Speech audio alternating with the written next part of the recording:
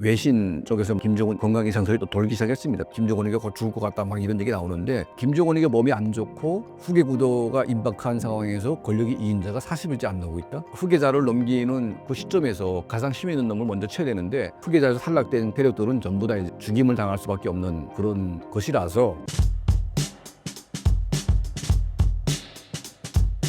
김정은이 2020년 공식 석상에서 사라졌을 때 건강 위기설이 제기된 바 있습니다. 최근 그의 모습으로 비춰볼 때 현재 김정은의 건강 상태는 어떻게 평가하시나요? 김정은 본인도 내가 젊었기 때문에 건강 문제가 있다고 뭐 주치의들은 얘기하겠지만, 본인이 직접 이제 건강 문제 직면해가지고 딱 문제가 생겼을 때가 2020년도입니다. 그때 한 몇 개월 동안 안 나왔는데, 그때 이제 뭐 사망설도 나오고 막 난리가 났었고, 미국의 CNN 방송이 김정은이가 이제 죽은 것 같다 이렇게 방송을 한 겁니다. 그러면 CNN이라고 하는 미국의 그 메인 방송이 뭐 아무런 근거도 없이 그렇게 방송을 했다고 보지는 않습니다. 이건 미국의 정보기관이 받은 정보를 이제 흘려본 거죠. 그러면 이제 미국의 정보기관은 어떻게 알았냐? 바로 북한의 도감청을 통해서 김정은의 신변 이상에 대한 정보를 캐치했고, 이런 거죠. 일본이 지금 안 깨어나고 있다. 일본은 북한의 김정은입니다. 일본이라는 게. 왜 안 깨어났다는 것은 이제 여러 가지 해석이 있는데, 죽었는데 안 깨어났다, 아니면 마취를 했는데 아직 안 풀려서 안 깨어났다, 이런 해석이 있는데, 미국은 이제 안 깨어났다는 것만 들은 거죠. 그래서 이거 죽은 게 아니냐 해가지고 CNN에서 풀렸는데,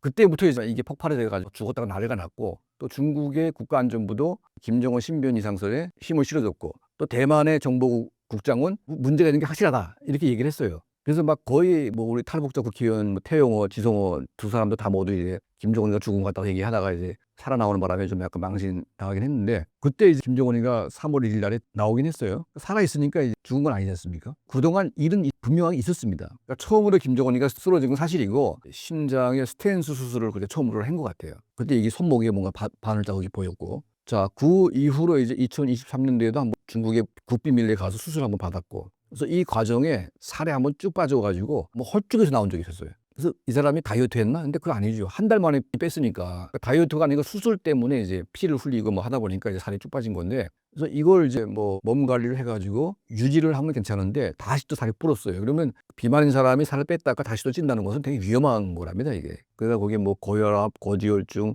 당뇨 이런 게 다 복합적으로 오게 되면 사람 몸이라는 게 한순간에 망가질 수가 있거든요. 근데 바로 이제 일주일 전인가 외신 쪽에서 막 이런 김정은 또 건강 이상설이 또 돌기 시작했습니다. 또 김정은이가 곧 죽을 것 같다 막 이런 얘기 나오는데, 얼마 전에 이제 김정은이 또 나오긴 나왔어요. 나왔는데 잠깐 나오고 건강한 모습을 연출을 했지만 그것도 다음에 또 안 나오고, 그러니까 이런 것으로 봐서 김정은의 건강 문제는 분명하게 사실인 것 같아요. 문제가 있는 것은. 그러면 이제 김정은이가 얼마 살지 못한다고 가정을 하게 되면 가장 위험한 게 뭐냐면, 후계자를 안 세우고 나서 죽는 게 문제가 되겠죠. 그래서 김정은이의 후계자를 지금 누군가를 이제 세워야 되겠다, 이런 이제 생각을 하게 될 것이고, 그러면 후계자를 세울 때 무슨 작업을 하겠어요? 예를 들면 태정이, 이방원이가 세정을 세우려고 할 때 뭘부터 했습니까? 제일 힘 있는 놈, 그러니까 이 아들을 휘두를 수 있는 힘 있는 놈을 갖다 먼저 친 거지 않습니까? 자기 부인의 외척을 다 써버리고 뭐 다 이제 해버렸는데, 지금 조영원이가 안 나오고 있어요. 권력의 2인자입니다. 그리고 이 사람은 되게 노련하고 아주 젠틀하고 권력욕에 대한 욕망이 아주 큰데, 그걸 감추고 김정은한테 그냥 들적이면서 막 무릎을 꿇고 막 이렇게 얘기한다든지, 막 자기 동생 뻘인데, 이런 조영원이가 이제 김정은이의 신임을 얻고 거의 김정은 집권 내내 2인자로 해왔기 때문에, 조영원 직책이 조직비서라고 하는 직책이 있는데, 조직비서는 북한의 권력을 다 가진 2인자입니다. 그러니까 당연히 이제 북한 권력의 상당수는 조영원 인맥으로 다 이제 구축이 됐고, 김정은이 한 대만 아부아부하지만 딱 돌아서는 순간 다 조영원 말 들을 수밖에 없잖아요. 또 김여정이는 동생이긴 하지만 여자고, 그러니까 실제 권력은 조영원이가 다 지키고 있는데, 이런 김정은이가 몸이 안 좋고 후계 구도가 임박한 상황에서 권력의 2인자가 40일째 안 나오고 있다? 이거는 후계자를 넘기는 그 시점에서 가장 힘 있는 놈을 먼저 쳐야 되는데, 김여정을 치겠어요? 조영원부터 먼저 치는 겁니다. 그러니까 옛날에도 김정일이가 권력을 이양하려고 할 때 제일 먼저 죽인 게 누구냐면 국가안전보위부 류경 부부장을 먼저 쳤습니다. 류경이가 이제 국가보위부 권력을 다 장악을 했어요, 그때. 국가보위부라는 것은 우리 국정원인데, 국가보위성이 북한의 모든 정보를 다 가지고 있고, 유사시 때 정권을 바꿀 수도 있는 그런 힘이 있는 조직이 바로 정보조직 아닙니까? 그 정보조직의 수장 중에 한 사람을 먼저 죽였어요. 장성택은 살렸습니다. 왜냐하면 장성택이 없으면 큰일 나니까.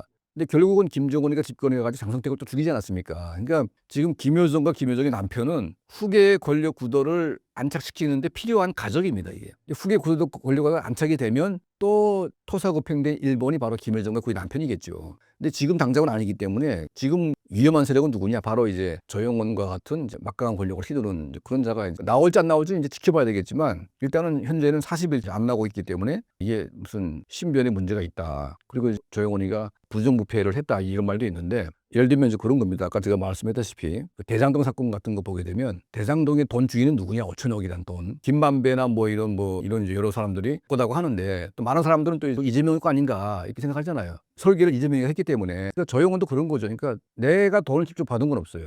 근데 내가 관리하는 이런 밑에 애들이 돈을 다 먹었다 이거요. 근데 그게 들킨 겁니다. 그럼 이게 누구 백으로 돈을 이렇게 먹었냐? 이건 뭐 조영원하고 상관없다. 했는데 이제 김정은 입장에서 보게 되면 아 이거 조영원 이놈이 겉으로는 청렴한 척하면서 돈은 다 깔아놓고 이렇게 지금 하고 있구나. 해서 걔를 갖다 쳤다는 말도 있고 뭐 잠깐 이제 그런 여러 가지 말이 있는데 그런 조영원이 지금 안 보임으로 인해서 북한 권력 내부가 요동치고 있다. 그리고 후계자 선정이 이제 임박한 것이 아닌가 하는 생각이 드는데 김주애가 후계자다. 이거는 이제 한국 사람만 그렇게 생각을 한 거예요.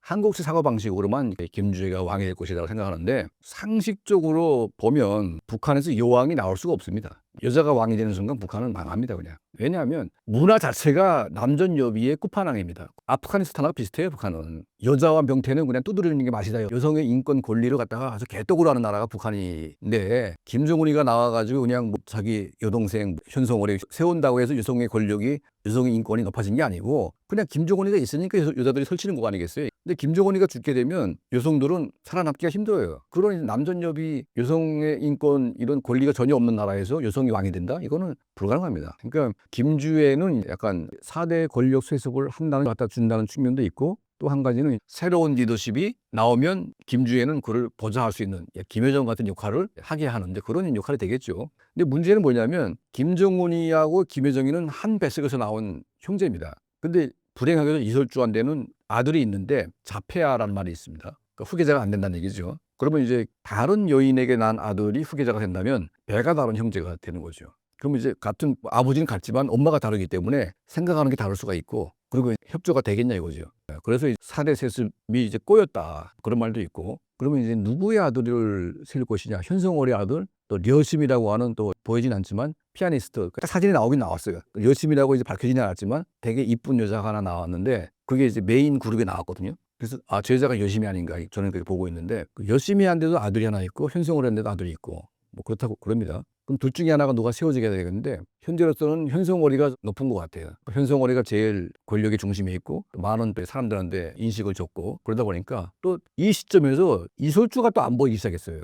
꽤 오랫동안 지금 거의 몇 달 동안 안 보여요 이설주가 지금. 그래가지고 이설주도 안 보이고 조영원이도 안 보인다. 근데 이 와중에 현성월이는 계속 치고 있고. 그래서 이게 뭔가 이제 이상하게 돌아가고 있는데 현성월의 아들이 뭐 후계자가 된다면 이게 족보가 꼬일 수밖에 없고 후계 구도가 굉장히 좀 문제가 생길 수가 있겠다. 그래서 지금 굉장히 위험한 단계인 것 같아요. 김정은이가 지금 건강이 안 좋고 후계자는 세워야 되고 근데 후계자는 정신을 부인할 수는 없고 후초한돼 있는데 그게 뭐 너무 난잡하게 이해를 좀 하다 보니까 사방에서 아들이 튀어나왔는데 뭐 잠깐 김정은 입장에서는 똑똑한 아들을 세워야 되지 않겠습니까? 근데 열심히가 나는 아들이 제일 똑똑한데 또 제일 교포입니다. 그러니까 김정은 본인도 엄마가 제일교포지만 아버지가 자기가 좋아하는 여심이라고 하는 제일교포하고 결혼하고 싶었지만 이거는 너한테 불리하다 해가지고 이설주를 갖다 세우는 거죠. 이설주의 아버지는 공군 비행사기 때문에 성분이 아주 좋은 거 아닙니까? 그렇게 됐는데 본인도 지금 여심이를 좋아했고 여심이 아들을 좋아합니다. 그러면 이 아들이 만약 후계자가 된다면 똑같은 또 자기가 제일교포 핏줄이 되기 때문에 여기서 어떤 결정을 할지 결정이 안 된 그러니까 후계자에서 탈락된 그 세력들은 전부 다 이제 죽임을 당할 수밖에 없는 이제 그런 것이라서